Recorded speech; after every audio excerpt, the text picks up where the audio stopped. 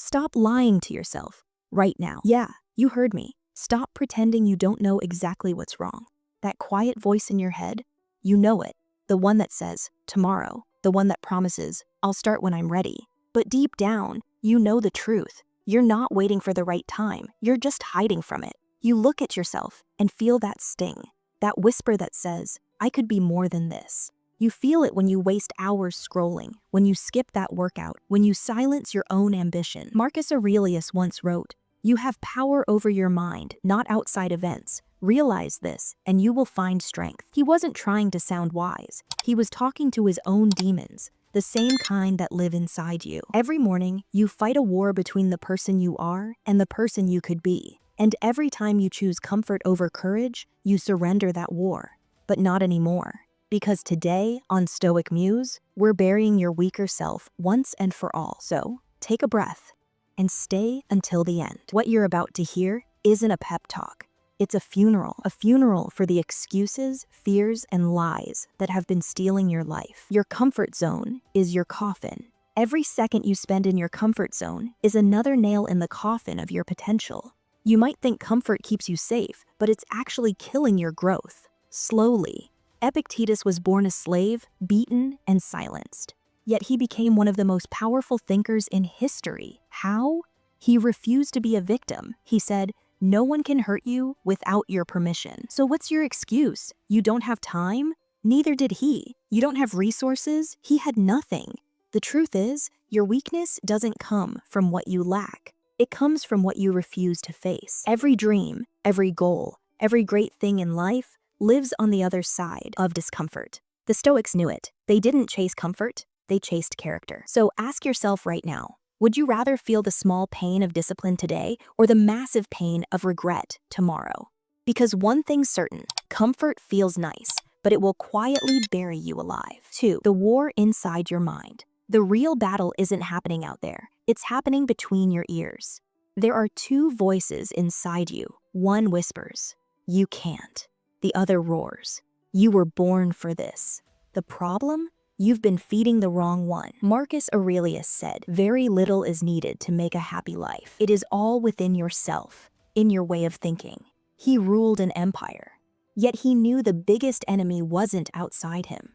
It was the voice of doubt within. That voice that says, be realistic. That voice that says, remember when you failed? It sounds reasonable, but it's poison disguised as logic. It's not your voice. It's the echo of everyone who doubted you. Everyone who made you believe you're ordinary. From this moment, you become the guardian of your thoughts. If a weak idea tries to sneak in, throw it out. Protect your mind like sacred ground, because it is.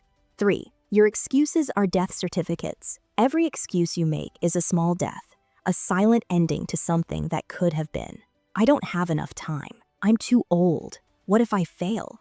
Each one is a shovel digging your own grave. Seneca said, it is not that we have a short time to live, but that we waste much of it. While you're explaining why you can't, someone else is proving that they can. Your excuses sound clever, but they're just fear wearing a mask, and fear is nothing but imagination used against yourself. So here's your first Stoic challenge. Write down your biggest excuse, the one that keeps returning. Then destroy it, burn it if you have to, because once you do, you've symbolically buried your weakness. From that moment, you're not a person who explains, you're a person who acts. Forge your soul in the fire. Pain isn't your enemy, it's your teacher.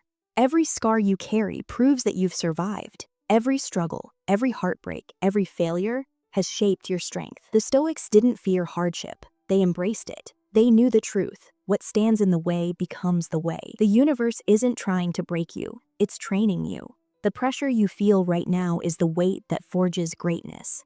So the next time life gets hard, stop asking, why me? And start saying, try me. Because the person who can smile in the storm becomes unstoppable in the sunshine. Own your life. Here's a harsh truth. Everything in your life is your responsibility, not your parents, not your boss, not your past. You. Epictetus said, it's not what happens to you, but how you react to it that matters. You can't control everything that happens, but you can control your response to everything. That's real power. Victims blame, warriors own, and ownership is freedom. When you take full control of your thoughts and actions, nobody can take your peace again. You stop reacting and start creating. So stop waiting for the world to give you permission. You already have it. Live like death is watching. You're going to die. Maybe not today, maybe not tomorrow, but one day. And that's not something to fear. It's something to honor. The Stoics practiced memento mori. Remember that you must die, not to be dark, but to remind themselves to live deeply. You scroll like you have forever. You delay your dreams like you have infinite time. But the truth is, you don't. Death isn't chasing you. It's guiding you. Every second is a gift you'll never get again. So spend it on something meaningful. When you realize time is short, suddenly everything becomes precious. Your choices, your words, your life become unbreakable. You've made it this far. That weak version of you, the one who hesitated, who complained, who doubted, they didn't survive this journey. You buried them in discipline. You burned them in discomfort. And now, all that's left is someone the world can't break. Marcus Aurelius wrote, "Be like the rock against which the waves break. It stands firm." That's you now. The waves will keep coming.